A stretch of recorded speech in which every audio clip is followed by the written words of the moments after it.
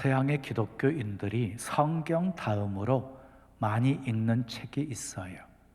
영국의 청교도 중에 하나였던 존 버년이 쓴 철로 역정이에요. 존 버년은 복음을 증거하다가 핍박자에게 잡혀서 감옥에 갇혀요. 12년 동안 감금 생활해요. 활동적이었던 사람이 감옥에 갇혔으니 얼마나 답답했겠어요? 그러니요, 간절히 하나님께 기도했어요.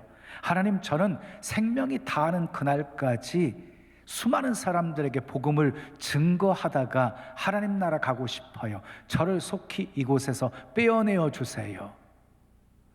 어느 날 하나님께서 들려주시는 세미한 음성을 듣게 되어집니다. 내 은혜가 내게 족하도다.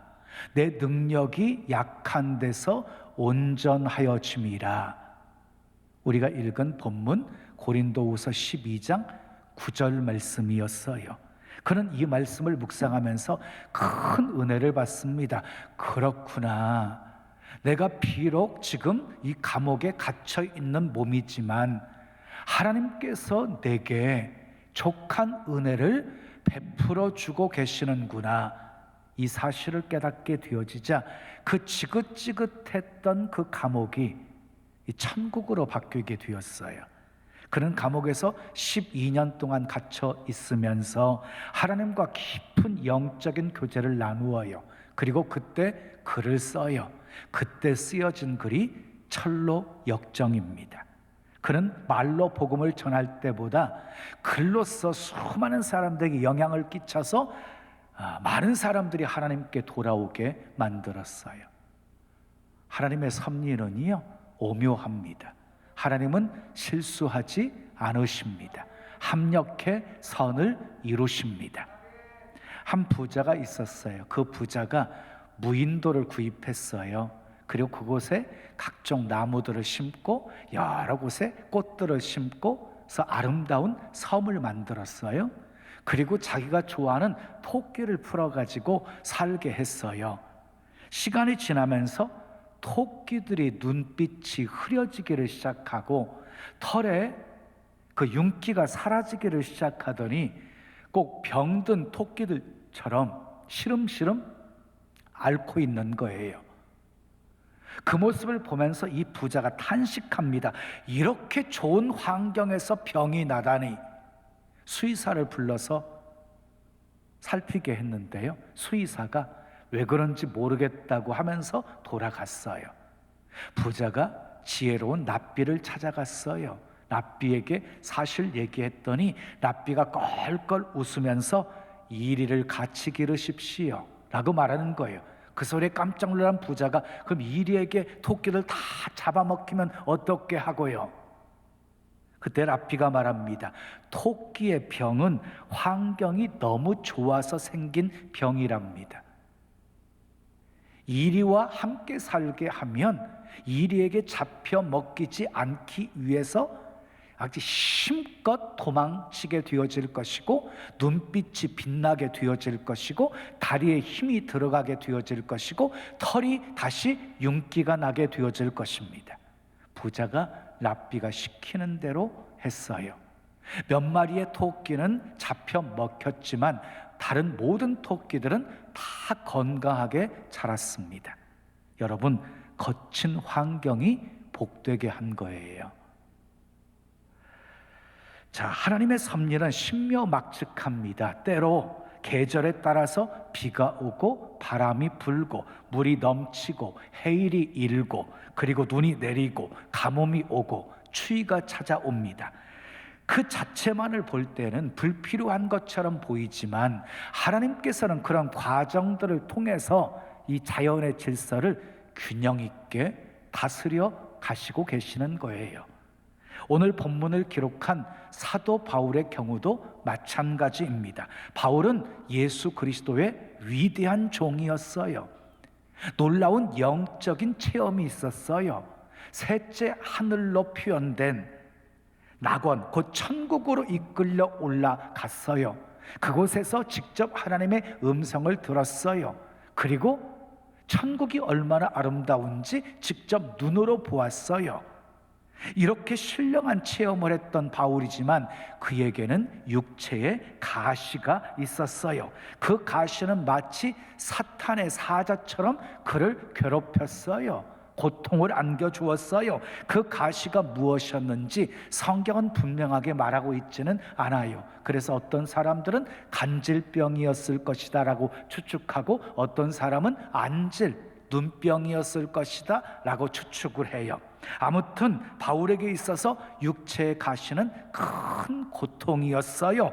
그래서 하나님께 간절히 기도해요. 3번씩이나 기도해요. 그런데 하나님의 응답은 무엇이었어요? 내 은혜가 내게 족하도다. 이는 내 능력이 약한 데서 온전하여 짐이라. 이것이 응답이었어요. 바울은 하나님의 음성을 듣고 가시의 의미를 깨닫게 되어져요. 가시가 가져다 준 고난의 유익이 어떠한지를 알게 되어져요. 그래서 바울은 결론적으로요 이렇게 고백해요. 본문 10절 말씀 함께 읽어요. 시작. 그러므로 내가 그리스도를 위하여 약한 것들과 능력과 궁핍과 박해와 곤고를 기뻐하노니 이는 내가 약한 그때의 강함이라. 그래서 사도 바울이 무엇을 기뻐하고 있어요? 약함을 기뻐하고 있어요. 또 뭘 기뻐하고 있어요? 계속 이어지는 말씀 보면 능력도 궁핍도 박해도 곤고도 기뻐하고 있어요. 약할 때 강해지는 비결을 알았기 때문이에요. 바울은 믿음으로 상처를 영광으로 바꿉니다. 약함을 강함으로 바꿉니다. 여러분, 고난은요 누구에게나 있는 거예요. 그런데 고난 앞에서 어떤 태도를 취하느냐에 따라서 인생의 모습이 달라지는 것이지요. 어떤 사람은 쉽게 낙심합니다. 쉽게 좌절합니다. 그런 사람은 낙오자로 살 수밖에 없는 것이에요. 우리는 사도 바울처럼 믿음으로 우리 약함을 강함으로 바꾸고 상처를 영광으로 바꾸어야 합니다. 아멘. 오늘은 거친 환경이 나에게 주는 복이 어떤 것이 있는지를 살펴보면서 함께 은혜를 나누려고 합니다. 거친 환경은 첫 번째, 따라해요. 자만하지 않게 합니다. 본문 7절 말씀 함께 읽겠어요. 시작. 여러 계시를 받은 것이 지극히 크므로 너무 자만하지 않게 하시려고 내 육체의 가시 곧 사탄의 사자를 주셨으니 이는 나를 쳐서 너무 자만하지 않게 하려 하심이라. 그랬어요. 바울이 너무 자만하지 않게 하나님께서 바울에게 가시를 주셨다는 말씀이에요. 여러분, 하나님이 가장 싫어하는 것이 무엇일까요? 교만이에요. 교만. 사람은 조금만 자랑할 것이 생겨도요 교만해져요. 돈이 없던 사람이 돈이 생기면 교만해지고, 권력이 없던 사람이 권력이 생기면 교만해지는 거예요. 그런데 하나님은요 교만한 사람 제일 싫어하셔서 교만하면 버림받아요. 교만하면 하나님이 다 물리쳐 버리세요. 교만한 사람에게는 은혜를 베풀어 주지 않으세요. 교만하면 넘어지고 실패해요. 그래서 잠언 16장에 보면 교만은 패망의 선봉이요 넘어짐의 앞잡이다 라고 말씀하고 있어요. 반대로요 겸손하잖아요. 그러면은요 하나님이 은혜를 베풀어 주십니다. 자, 교만한 사람에게는 하나님이 손을 대세요. 하나님이 손보시잖아요. 그러면은요 아파요. 고통스러워요. 그러니까 하나님이 손 보시기 전에 우리는 바짝 엎드려야 돼요. 하나님이 손 보시기 전에 꼬리를 내리셔야 돼요. 겸손하기 위해서 힘써야 돼요. 그래서 베드로전서 5장 6절을 보면은 하나님의 능하신 손 아래에서 겸손하라. 때가 되면 너희를 높이시리라 하고 말씀하셨어요. 사랑하는 여러분, 하나님의 능하신 손 아래에서 겸손하십시오. 때가 되면 높여 주실 것입니다. 바울은 신비한 영적인 체험을 했어요. 그래서 교만해질 수 있었어요. 거기에다가 능력까지 있었어요. 사도행전 19장 12절을 보면 바울에게 있었던 손수건이나 앞치마를 가져다가 병든 사람에게 얹으면 나았어요. 귀신 들린 사람에게 얹으면 귀신이 떠나갔어요. 얼마나 놀라운 역사가 바울을 통해서 일어난 거예요. 그러나 바울은요, 가시 때문에 교만해질 수가 없었어요. 가시 때문에 늘 하나님을 의지할 수밖에 없었어요. 가시 때문에 늘 겸손했어요. 그래서 사도 바울은 멋지게 하나님의 영광의 도구로 끝까지 쓰임받을 수 있었던 것이에요. 한마디로 말해서 가시가 축복이었다. 사랑하는 여러분, 거친 환경은 자만하지 않게 합니다. 두 번째, 거친 환경은 따라합시다. 기도하게 합니다. 이어지는 8절 말씀 우리 함께 읽어요. 시작. 이것이 내게서 떠나가게 하기 위하여 내가 3번 주께 간구하였더니. 그랬어요. 그러니까 사도 바울은 자기 몸에 있는 가시가 떠나가게 하기 위해서 간절히 하나님 앞에 3번씩이나 간구했다는 것이에요. 다시 말해서 가시가 기도하게 만든 거예요.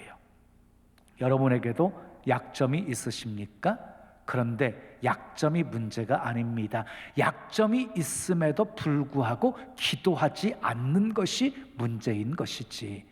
그래서 사도 바울은 고린도후서 1장 8절 9절에서 이렇게 고백하고 있어요. 함께 읽어요. 시작. 형제들아, 우리가 아시아에서 당한 환난을 너희가 알지 못하기를 원치 아니하노니 힘에 지나도록 심한 고생을 받아 살 소망까지 끊어지고 우리 마음에 사형 선고를 받은 줄 알았으니 이는 우리로 자기를 의뢰하지 말고 오직 죽은 자를 다시 살리시는 하나님만 의뢰하게 하심이라.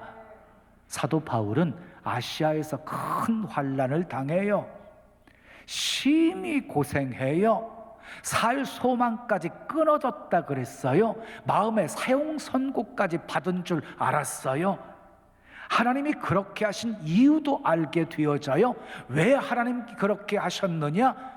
자기를 의지하지 않고 자기를 의뢰하지 않고 오직 죽은 자를 다시 살리신 하나님만 의뢰하게 하시려고 주신 가시라는 것을 알게 된 것이에요. 사랑하는 여러분, 고난이 기도하게 만들었다면 그것은 축복입니다. 고난이 하나님을 의뢰하게 만들었다면 그것은 축복입니다.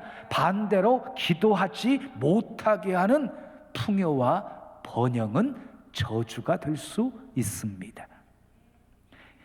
여러분들을 힘들게 하는 가시는 무엇입니까? 육체적인 질병일 수도 있고 경제적인 어려움일 수도 있고 자녀의 문제일 수도 있습니다. 그 가시는요, 기도하라고 하는 사인이에요. 기도하라고 하는 사인. 그러므로 원망하거나 불평하지 마시고 기도하십시오. 환난 날에 나를 부르라. 내가 너를 건지리니 내가 나를 영화롭게 하리로다 라고 말씀하셨어요. 환난을 당할 때 우리가 해야 할 일은 무엇입니까? 하나님을 부르는 것입니다. 하나님을 찾는 것입니다. 하나님께 기도하는 것입니다. 그러면 신실하신 하나님께서 반드시 환난에서 우리를 건져 주십니다.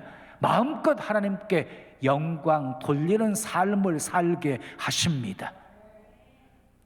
사람은 등 따뜻하고 배가 부르면 하나님을 쉽게 잊어요. 그런데 약해졌을 때는요, 약해졌을 때는 결코 하나님을 잊지 않아요. 오히려 하나님을 간절히 찾아요. 탕자가 그랬어요. 강할 때는 허랑방탕하게 자기 좋을 대로 살다가 약해졌을 때는 두 손 들고 아버지 집으로 돌아온 거예요. 야곱도 그랬어요. 밧단 아람에서요 금이 환영을 합니다. 거부가 되어 돌아옵니다.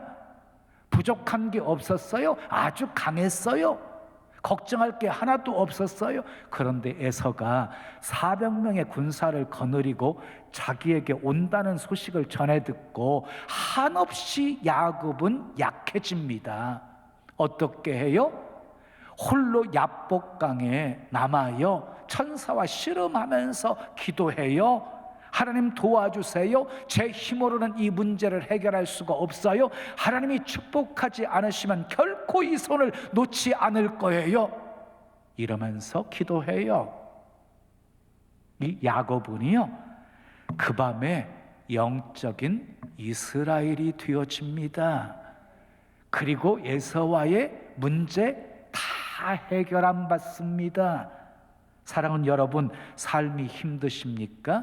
내 힘으로 해결할 수 없는 그런 문제들 때문에 어찌할 바 모르고 있습니까? 기도할 수 있는데 왜 걱정하십니까? 기도할 수 있는데 왜 절망하십니까? 주님 의지하십시오. 믿음을 가지십시오. 주님은 내 편이십니다.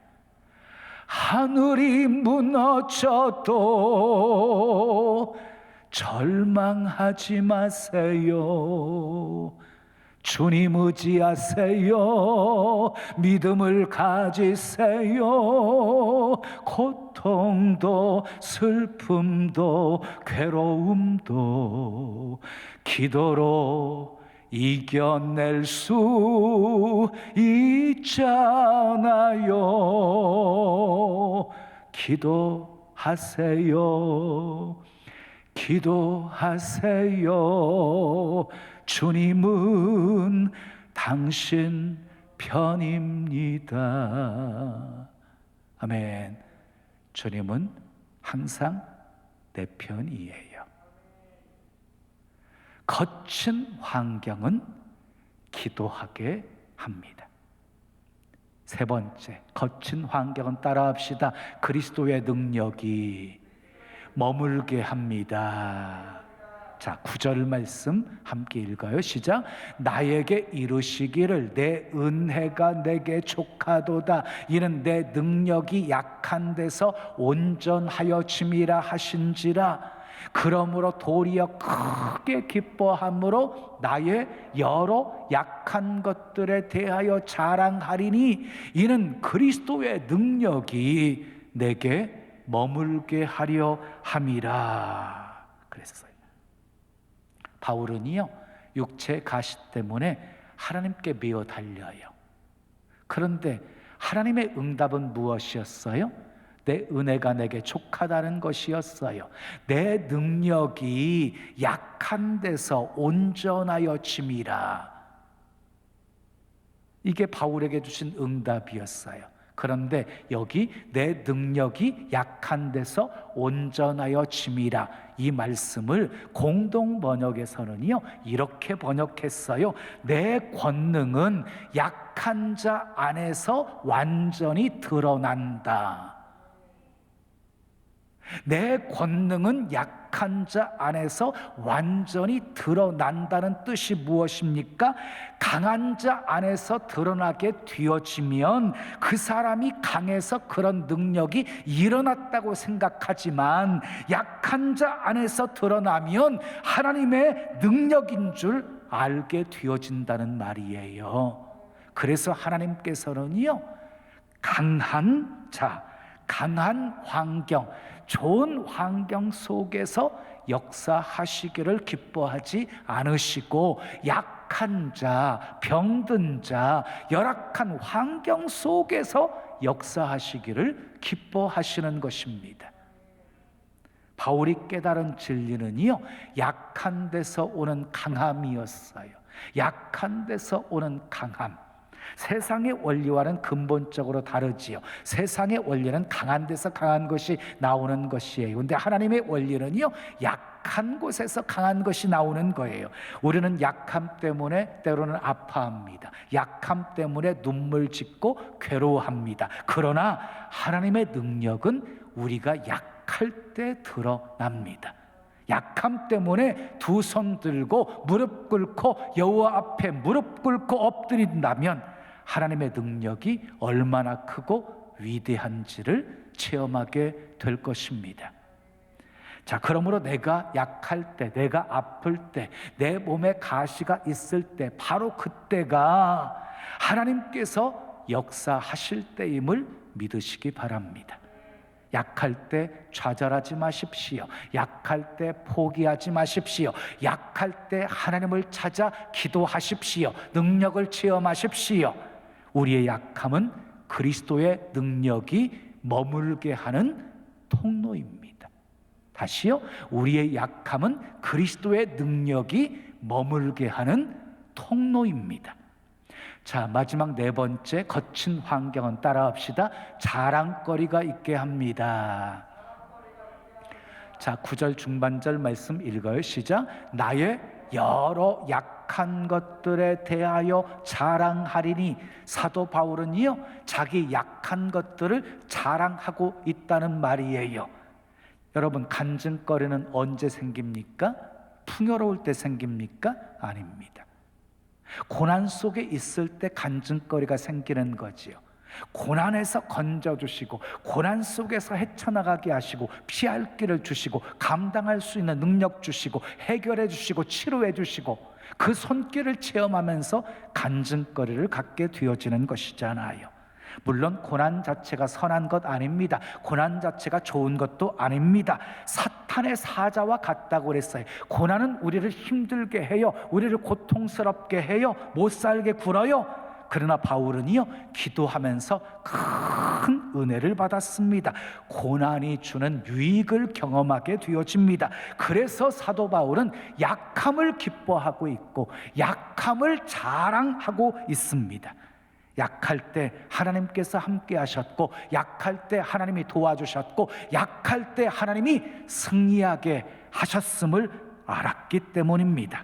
내게 능력 주시는 자 안에서 내가 모든 것을 할 수 있느니라 하면서 사도 바울은 자랑합니다. 나의 나된 것은 하나님의 은혜로 되었다고 자랑합니다. 선한 싸움 싸우고 달려갈 길 다 달리고 믿음 지켰으니 이제는 후로는 나를 위해서 예비하신 의의 면류관이 있다라면서 자랑합니다. 참으로 바울은 멋진 삶을 살았습니다. 여러분, 진주가 어떻게 만들어지는지 아시지요? 부드러운 조갯살에 이 까끌까끌한 모래알이 들어오면 이 말할 수 없는 고통을 경험해요. 이 조개는 고통을 이겨내기 위해서 생명의 즙을 짜내기 시작해요. 하루 이틀, 한 달, 5달, 1년, 2년 계속해서 잠시도 쉬지 않고 생명의 즙을 짜내고 또 짜내서 그 깔깔한 모래를 감싸고 감쌉니다. 그렇게 생겨진 것이 진주예요, 진주. 사랑하는 여러분, 가시 때문에 힘드십니까?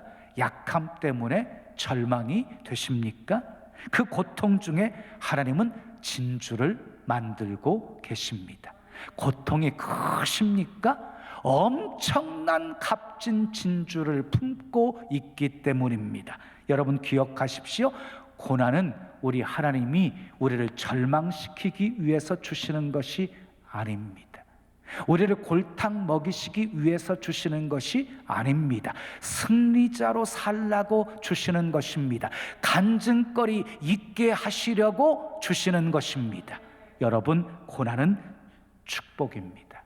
고통 속에 축복이 있습니다. 거친 환경은 우리에게 복이 되게 합니다. 거친 환경은 자만하지 않게 합니다.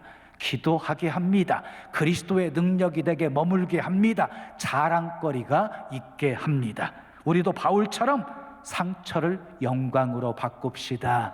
약함을 강함으로 바꿉시다. 그래서 어떤 환경 속에서도 승리하시고 살아계신 하나님, 신실하신 하나님, 좋으신 하나님 땅끝까지 전파하며 수많은 영혼 살리며 사시기를 예수님의 이름으로 축원합니다. 지금은 미디어 선교를 위한 헌금 시간입니다. 이 예배를 통해 삶 가운데 은혜와 회복이 충만하시길 간절히 기도합니다.